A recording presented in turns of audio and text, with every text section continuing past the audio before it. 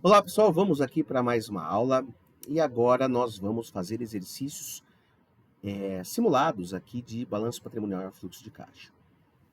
E talvez a principal questão que eu preciso falar para você é que nós não vamos aqui avaliar a qualidade ou a viabilidade das decisões que eu estou propondo para o exercício. Não é esse tipo de análise. O que a gente quer compreender é como que funciona a engrenagem.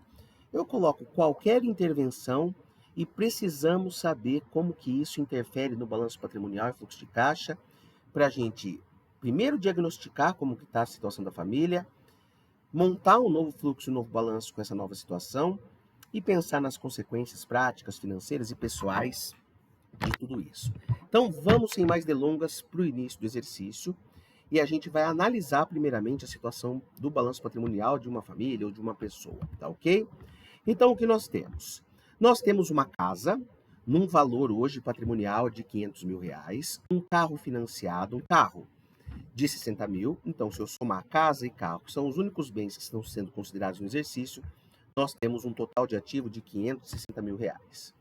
A gente vem, pega o 560, copia e cola para o total de passivo, porque total de ativo e total de passivo tem que ser igual. A gente já viu isso em aula passada.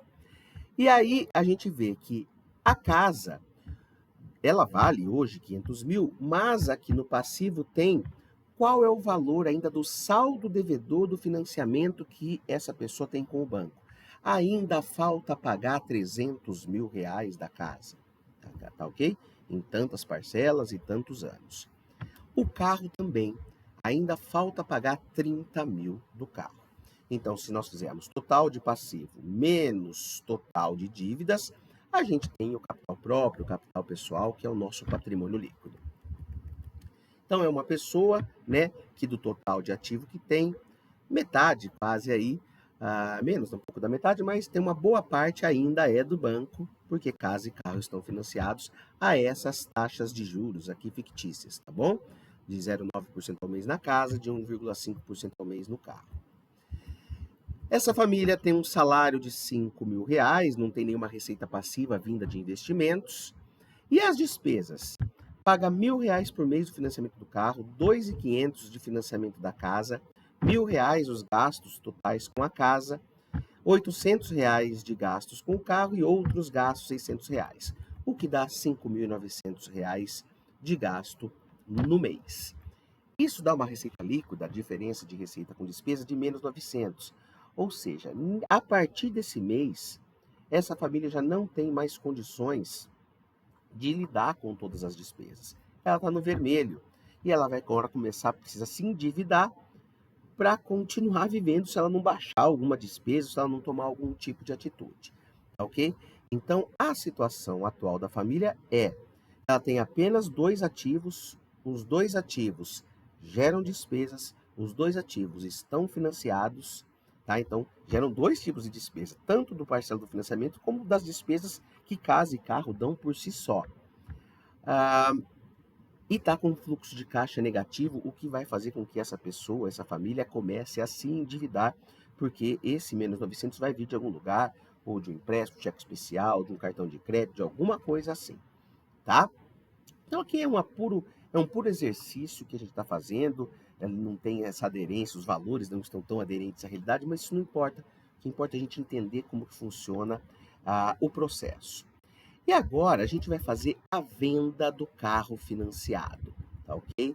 Essa é o título do exercício, é a venda do carro financiado. A gente vai vender esse carro, perfeito? E como que vai ficar, então, essa nova situação, que é o exercício que vocês vão fazer, um outro exercício que eu vou passar para vocês, que vocês vão fazer. Então, a casa financiada vai ficar aqui mesmo, tá? E nós vamos vender o carro financiado, ou seja, não vamos mais ter o carro, e o total de ativo vai para 500 mil, que vai ser apenas o valor da casa que ela tem. O carro vai ser vendido por 60 mil, nós vamos quitar a dívida de 30 mil e vai sobrar 30 mil no bolso. Teríamos, em tese, duas possibilidades. Aplicar esse dinheiro, por exemplo, no investimento, e colocar esses 30 mil aqui. E agora eu teria dinheiro no banco, 30 mil reais. Uma outra possibilidade, que é até que eu vou usar para não ficar entrando aqui com outras células no problema, que poderia ser feito, mas a gente não vai. Eu vou abater 30 mil do saldo devedor do banco.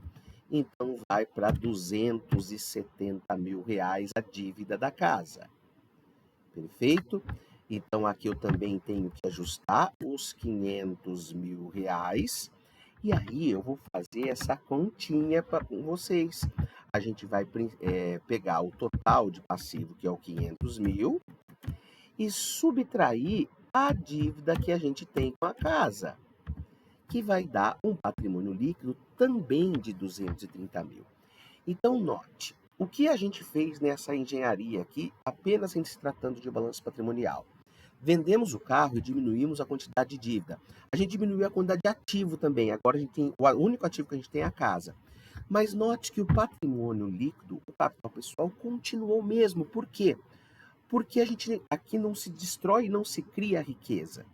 A gente só fez uma nova alocação, um novo balanceamento do que a gente tem aqui, né? O que era carro, a gente vendeu, pagou a dívida do carro e pagou uma parte da dívida da casa, permanecendo com a mesma riqueza que eu estava antes, só que agora eu não tenho mais carro e também não tenho dívida do carro. Qual é a nova situação do fluxo de caixa? Então, nós vamos ter aqui do fluxo de caixa. O salário permanece o mesmo, financiamento do carro nós não vamos ter mais, seria zero. Financiamento da casa, nós poderíamos, com aquele aporte de 30 mil reais a mais, também ter um fôlego a mais no fluxo de caixa, mantendo o mesmo prazo de pagamento do financiamento e fazendo com que o valor das parcelas caíssem. Por exemplo, 2.300 e alguma coisa, 2.400 e alguma coisa, tá? Que daria mais uma folga no orçamento.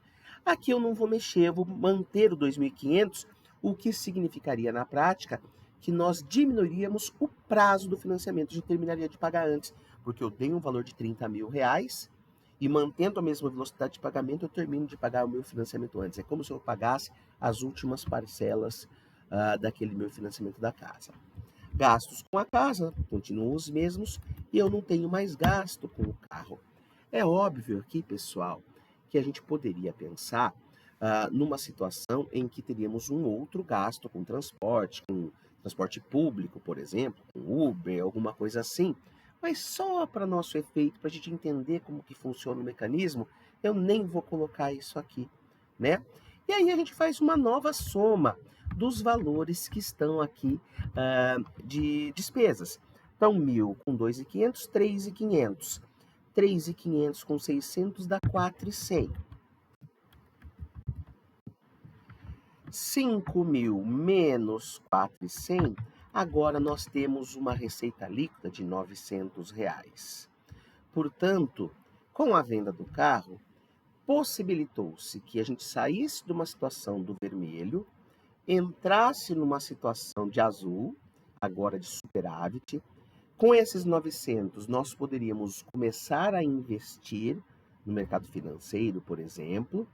Poderíamos começar do zero ou até poderíamos já ter colocado aqueles 30 mil reais que eu fiz a suposição, a gente tivesse colocado investimento 30 mil reais e agora todo mês a gente vai colocar mais 900, tá? Para a gente começar a criar patrimônio, gerar renda passiva aqui dentro do fluxo de caixa, entraria receita passiva, né? Que seriam dos investimentos que a gente está fazendo, os juros, ou dividendos, ou aluguéis de fundos imobiliários, qualquer coisa assim. Note, então, que o diagnóstico era ruim, por quê? Porque na situação inicial a gente tinha muita dívida, essas dívidas geravam despesas, não só de despesas normais, como também dos parcelas dos financiamentos. A gente estava numa receita negativa e ia começar a se endividar. Vendemos o carro financiado e agora a gente tem a possibilidade de poupar. Financeiramente, não há dúvida que houve uma melhoria para essa pessoa e essa família. Qual é o problema? Está andando a pé. Não estou falando, mais uma vez, a gente vai terminar esse vídeo com essa questão. Não estamos falando aqui de se você deve vender seu carro, não. Não é essa a questão.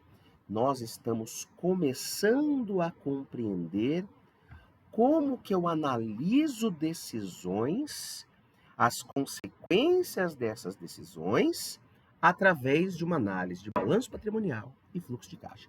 É só isso nosso ensinamento. Eu vou passar depois um exercício para vocês e a gente continua estudando como que essa engrenagem das nossas finanças pessoais funciona. Até a próxima aula.